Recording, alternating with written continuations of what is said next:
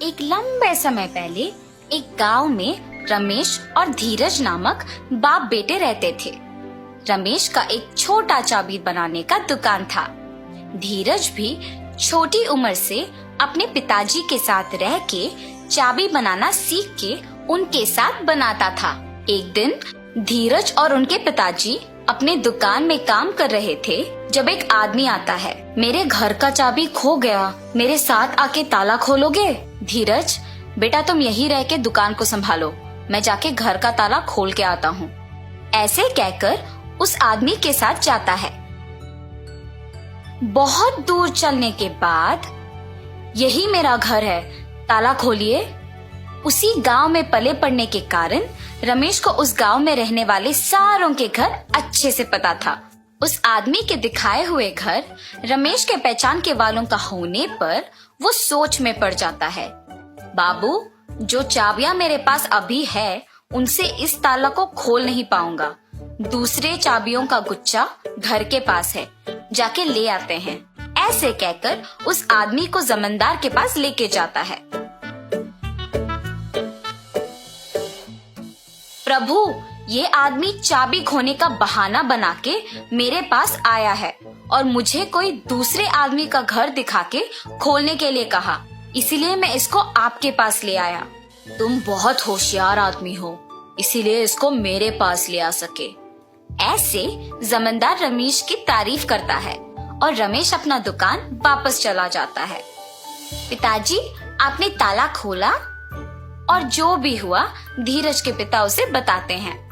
धीरज, हमारे पास ताला बनवाने के लिए बहुत सारे लोग आएंगे बेटा। उनमें अच्छे और बुरे दोनों तरह के आदमी होंगे, इसीलिए हमें होशियारी से काम करना चाहिए।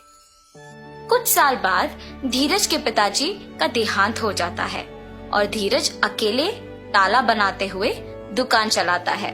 धीरज कोई भी तरह का ताला बनाने के काबिल बन जाता है। एक दिन धीरज के दुकान को एक आदमी आता है। मुझे इस चाबी का एक नकल बना के दे सकते हो? जी हाँ, बिल्कुल, पर नई चाबी के लिए 500 रुपए लगेंगे। ठीक है, बना के दो। और धीरज वो नकली चाबी बना के देता है और गोपाल पैसे देके वहां से चला जाता है। अगले दिन भी गोपाल धीरज के पास एक और चाबी लेके उसी की तरह एक नया वाला बनाने के लिए कहता है। ऐसे हर रोज गोपाल एक एक चाबी लाके उसका नकल बनाने के लिए धीरज को पैसे देता था। वैसे एक दिन जब गोपाल नया चाबी बनवाने धीरज के दुकान पर आता है। आप हर रोज नई चाबियां बनवाते हो, इतने सारे नकली चाबियों का आप करते क्या हो? चाबियों को खोने का डर से मैं इन्हें ऐसे बनवाते रहता हूँ। ये कहकर चाबी लेके वहां से चला जाता है। एक दिन जमींदार के पास उनके कुछ प्रजा आते हैं।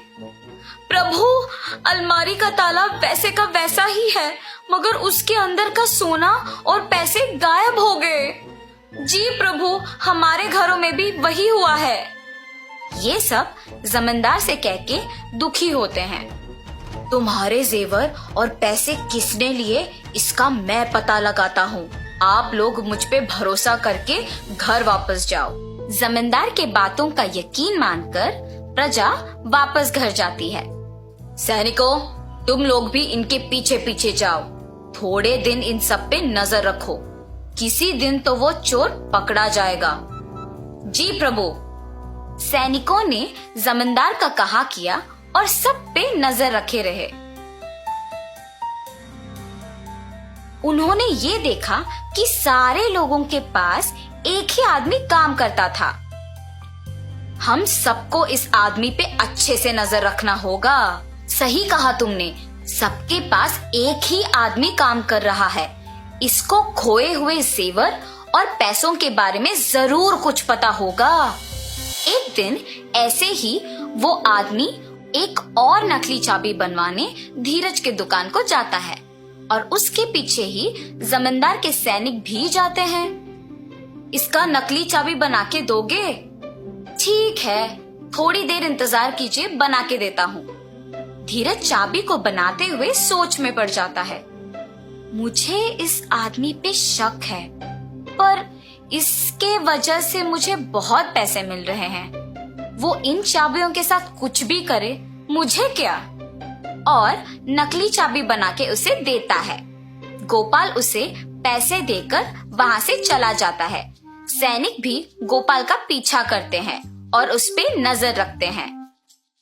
जब आसपास कोई नहीं होता है तो गोपाल असली चाबी को उसकी जगह पे रख के नकली चाबी से तिजोरी खोल के उसमें से सब कुछ चोरी कर लेता है।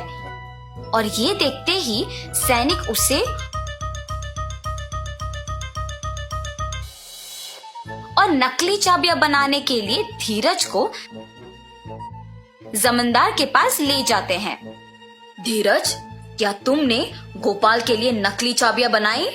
जी प्रभु, मैंने गोपाल के लिए बहुत सारी नकली चाबियां बनाई। और तुमने क्या एक बार भी उसकी नीयत के बारे में नहीं सोचा? मुझे माफ कर दीजिए प्रभु, मैंने सिर्फ पैसों के बारे में सोचा है। पैसों की आशा में मैंने गोपाल पे आए हुए शक को भी नजरअंदाज कर दिया। अगर मैं तभी जमींदार को ये बात बता दिया होता तो अब मुझे ये स्थिति नहीं आती। ऐसे सोचकर दुखी होता है। गोपाल, जिस घर में काम करते हो उसी घर में चोरी करने पर शर्म नहीं आई? मुझे माफ कर दीजिए प्रभु, मुझे मेरी गलती का एहसास हुआ है। आइंदा ऐसे कभी नहीं होगा। धीरज और गोपाल को उनकी गलतियों का एहसास होने पर जमींदार उन्हें माफ कर देता है। ठीक है, अब से तुम दोनों ईमानदारी से काम करोगे। जी प्रभु, अब से मैं पैसों की आशा के लिए गलत रास्ता नहीं पकड़ूंगा और अपना काम इज्जत से करूंगा। अब से मैं किसी को भी धोखा नहीं दूंगा और ईमानदारी से काम करूंगा।